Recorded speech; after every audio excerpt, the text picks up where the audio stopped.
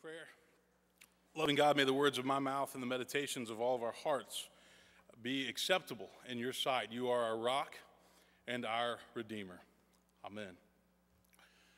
Well, my father called me this morning to wish me a happy Father's Day, and then he asked me, he said, do you have any good jokes for Father's Day? And I said, what makes you think I would need a good joke on Father's Day? I said, I have a joke. I don't know if it's any good.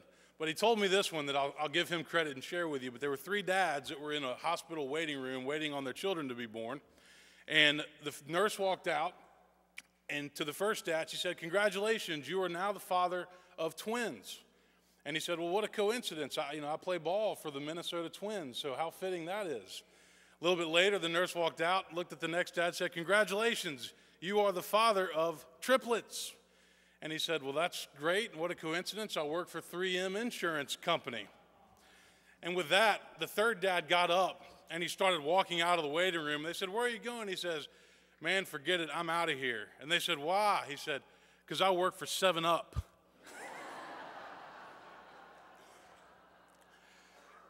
There's another story told about a father who was traveling with his family in the Holy Lands, and he had his wife and his children, and he also had his mother-in-law with him. And the mother-in-law, he didn't really want his mother-in-law to come, but the wife insisted. She always wanted to go to the Holy Lands, and so he consented. Well, his mother-in-law was very old, very cantankerous, very negative, not much fun to be around. She made traveling a real pain on the family. Besides that, she never really liked the fact that he married her daughter in the first place. So the wife insisted. They brought the mother-in-law. Well, while they're in Jerusalem, tragically, the mother-in-law has a stroke and she passes away. And so the father goes to a Jewish mortuary to try to figure out what to do about this tragic situation. And the funeral director gave him two options. He said, for $500, we can have a funeral here in Jerusalem and she can be buried here. For $5,000, we can fly her back to the United States and you can proceed with your services back there. So the man thought about it for a while. He went and he talked to his wife, and he came back to the guy and he said, okay, we're going to fly her back to the States for $5,000. And the guy said, well, why are you going to spend all that money? And he looked at him and he said, well, we would bury her here, but there is a story that's told about a man who was once executed here many, many years ago, and 3 days later he rose from the dead, and we cannot risk that happening again.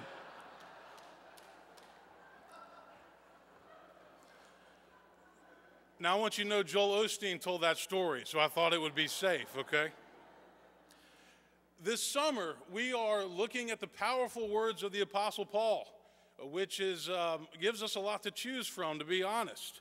Second to Jesus, Paul is the most significant person in the history of Christianity. His writings are the earliest documents that we have in the New Testament, dated somewhere between 50 and 65 AD, before the Gospels were written. And as I said a few weeks ago, Paul gets mixed reviews. Some think his words are timeless. Others think that he twisted Jesus' message with his own theological agenda. But regardless of what we think about the Apostle Paul, we have to wrestle with his letters because they constitute such a large portion of the New Testament canon, and because Paul's letters will challenge and inspire each and every one of us. About 6.5 years ago, not long after I had come here to Woodmont, I went to Houston, Texas to do a wedding for a college friend. And I went there for a long weekend, Thursday to Sunday. I had a flight booked back to come back to Nashville on Sunday afternoon. And so on Sunday morning, following the wedding on Saturday, I decided that I was going to go and worship at Lakewood Church in downtown Houston, Texas.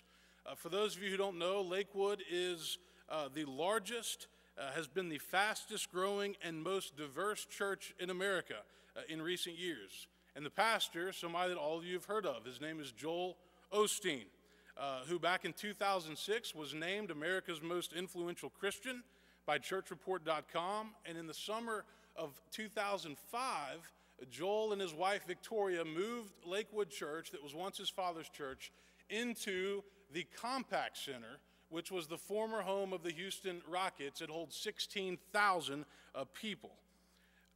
Over 50,000 people come to Lakewood every weekend. And Joel's weekly television program can be seen across the country and in multiple countries throughout the world. Over 200 million households watch Joel Osteen on TV, and I'm sure you've seen him. How many of you have either watched an entire sermon or part of a sermon by Joel Osteen? Be honest. Okay. Part of one counts this morning, okay? Joel is an author. He cranks out books all the time.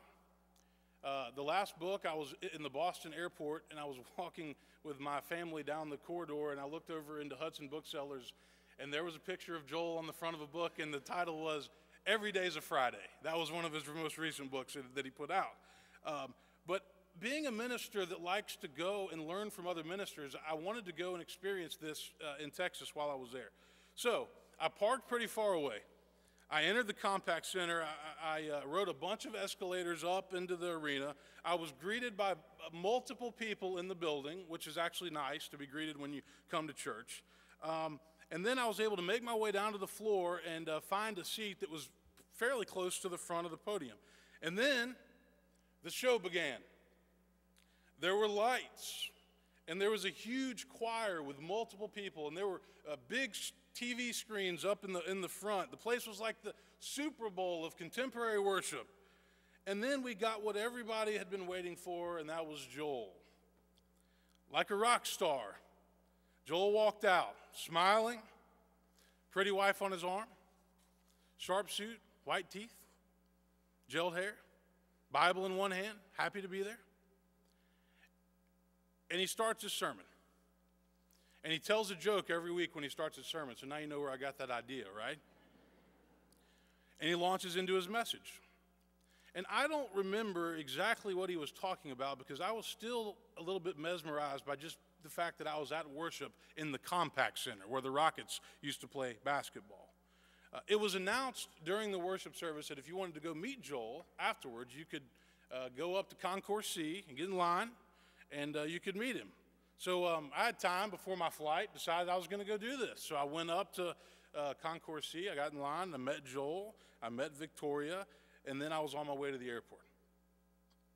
Now, there have been a lot of people in recent years who have tried to figure out exactly what it is about Joel Osteen and his message that has enabled him to reach so many people, to grow Lakewood Church at the rate that it has grown, and to sell out stadiums all across our country while becoming the celebrity that he now is. And in my opinion, I think it's three things. Joel Osteen is an optimist. And in a world where so many people are negative and cynical and pessimistic, I think his positive approach to life is welcome relief for a lot of people. People who are struggling need hope and reassurance, and he gives them that hope. The second thing that I think makes him so appealing is that he believes in taking an approach to the faith that focuses on the love of God rather than the wrath of God. You've heard me say it before, but so many people have left the church because they're tired of being judged and they're tired of being condemned by other people for the way they live their lives. And this concept of God loving us and enabling us to reach our full potential despite what's happened in our past is very appealing and very refreshing to people. And the third thing that strikes me about him is that he wholeheartedly agrees that we choose our attitude in life. Our circumstances might be out of our control, but we all have the ability to choose how we're going to respond to certain things that happen to us in life. We can become angry at God, or we can choose to be resilient and to bounce back, knowing that life is not always going to be easy or fair, and nobody ever said it would be. Now, I do not believe for a second that Joel Osteen presents a thorough version of Christianity. He doesn't really talk about pain and suffering. He doesn't really talk about the cross. In fact, if you go to Lakewood Church, I don't even think you'll see a cross in that place. I don't think they have a Good Friday service at Lakewood Church. I'm not sure what that would be like if they did that. Joel has also been identified as being an advocate of what's called the prosperity gospel, this idea that if you have real, genuine faith, that God will bless you financially and materialistically. And let me tell you, there are a lot of holes in that kind of thinking because there are too many people in this world who have strong faith but who are still stuck in abject poverty. But what Joel Osteen figured out a long time ago is that the power of positive thinking is real and it's legitimate. And many people believe that this type of thinking actually has its origins in the words of the Apostle Paul. I want to talk about 3 words this morning on this Father's Day. The first word is attitude. Paul writes to the Philippians, whatever is true, whatever is honorable, whatever is just, whatever is pure, whatever is pleasing, whatever is commendable, if there is any excellence and if there is anything worthy of praise, then think about these things. And Paul wrote those words from prison. We don't control everything that happens in life. We don't control all of our circumstances. We don't control the way that other people will treat us. We're not even in total control of our health, if we're honest about it. But we always have control over our attitude and the things that we choose to focus on. Being positive and hopeful in life is a decision that we have to make, and then we have to act on it. 2 people can receive the same diagnosis from the doctor, and the optimist will make the most of it, and the pessimist will just give up. 2 people can be going through a divorce in life. The optimist will realize that it's not the end of life. The pessimist will think that it's the end of the world. 2 people can lose their job. The optimist says this is an opportunity for a new beginning. The pessimist says this is just my luck. Norman Vincent Peale was the longtime pastor of Marble Collegiate Church in New York City back in the early part of the 20th century. And he wrote a famous book back in 1952 titled The Power of Positive Thinking. And there were many who criticized Peale, saying that he was not in touch with reality, saying that he saw the world through rose-colored glasses.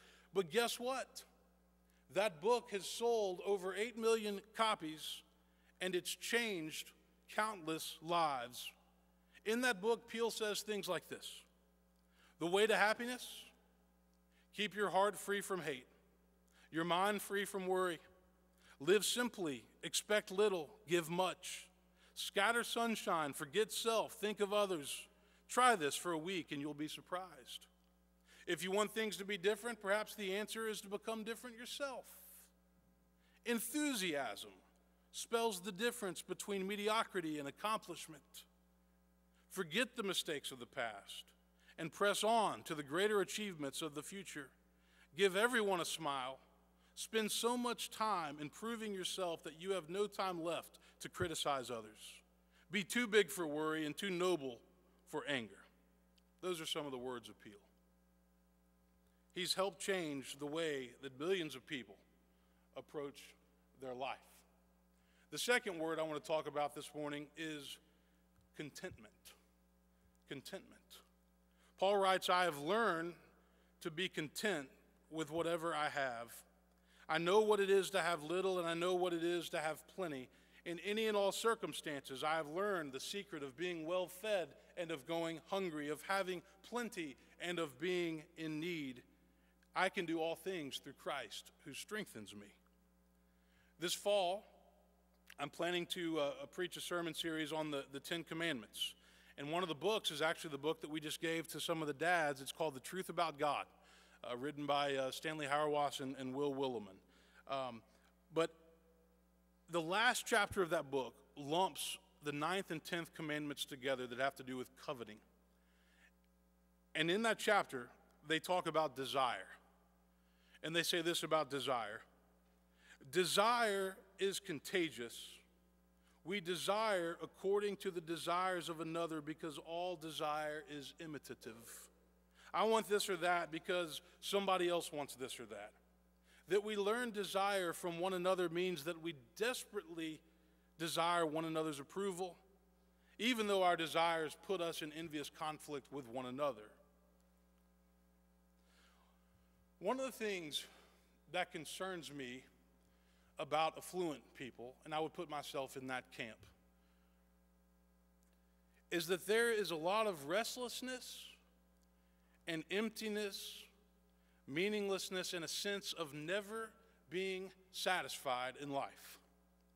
It's not that we don't enjoy our stuff. I mean, we do. It's that we expect our stuff to fill a void that only God can fill. And the sooner we quit looking to our stuff to fill that void, the better off we'll be. Now, it doesn't mean that we have to stop buying stuff. Some of us may need to slow down a little bit, but it means that we can't keep looking to material goods to fulfill spiritual voids. Only faith in God can fill that. And the most important things in this world are the things that money can't buy. It's always been that way. Which brings me to my third word, final word. Relationships. Life is about relationships.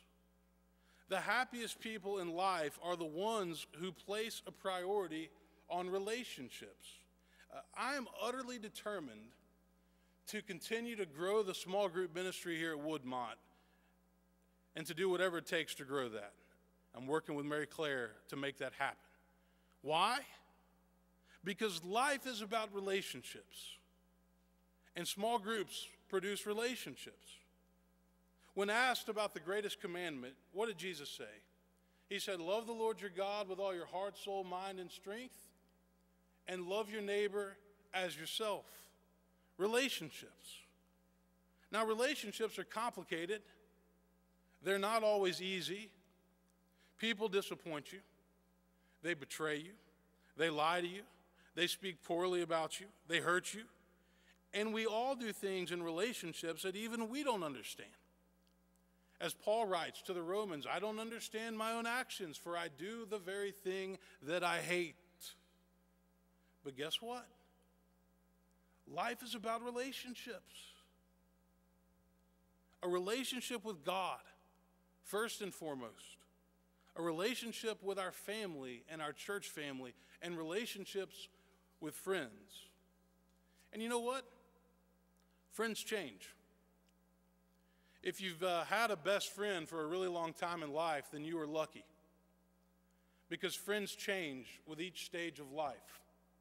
They don't always stay the same. I still love my high school friends from Memphis, but I don't get to see them very much. I love my college friends from Texas, but I don't get to see them very much. I love my seminary friends from Princeton, but I don't get to see them very much, with the exception of Donovan, who's now in Nashville. I love my friends in Nashville, and I get to spend more time with them, and that's a good thing. Friendships will change over time, but they matter. And remember that old saying that to have a friend in life, you have to be a friend. And there's a lot of wisdom in that statement. Becoming a father has been both a blessing and a challenge for me. I want my children to understand the importance of relationships. Montgomery was going to Oak Hill Day Camp about a week ago or so, a couple weeks ago, and she came home after the first day, and we asked her if she liked it, and she said no, didn't like it. We said, well, why not? And she said, well, because there were some kids on the playground that told me to go away. They didn't want me to play with them. I said, you tell me who those kids are. But that didn't stop Montgomery, because the next day she went back and she found some other friends, and then she was out playing. The earlier in life that we learn the importance of relationships and that they take time and intentionality, the better off we will be, because we'll start investing in them. I want to close this morning with a story. It's one of my favorite stories. It's about a guy that lived in New York, and he lived on the 15th floor, so every day he had to ride the elevator down. And every day when they got to the 4th floor, there was an old surly lady by the name of Miss Taylor that would get on the elevator. And every morning, Jim would say, good morning, Miss Taylor. So good to see you. And Miss Taylor would not say a word. She'd ignore him, pretend like she didn't hear it.